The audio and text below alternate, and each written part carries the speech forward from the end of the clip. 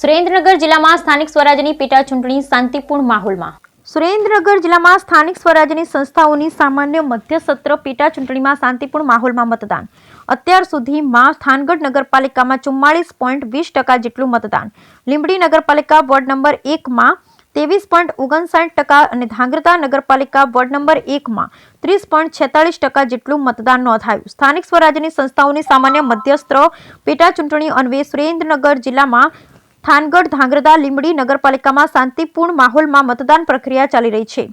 થાનગઢ નગરપાલિકાની 7 વોર્ડમાં 28 બેઠકો પર યોજાયેલી સામાન્ય ચૂંટણીમાં 17,050 પુરુષો, 15,866 સ્ત્રીઓ એમ મળી કુલ 32,916 મતદારો આજે પોતાના મતાધિકારનો ઉપયોગ કરશે. અત્યાર સુધીમાં થયેલા મતદાન પર નજર કરીએ 8,264 પુરુષો, 6,286 સ્ત્રીઓ મળી કુલ 14,550 લોકોએ 44.20% જેટલું મતદાન કર્યું છે. લીંબડી નગરપાલિકામાં વોર્ડ નંબર 1માં યોજાયેલી પેટા ચૂંટણીમાં 2431 પુરુષો, 2219 સ્ત્રીઓ એમ મળી કુલ 4650 લોકો પોતાના મતાધિકારનો ઉપયોગ કરશે. અત્યાર સુધીમાં 657 પુરુષ, 440 સ્ત્રી એમ મળી કુલ 1097 લોકોએ 23.59% મતદાન કર્યું છે.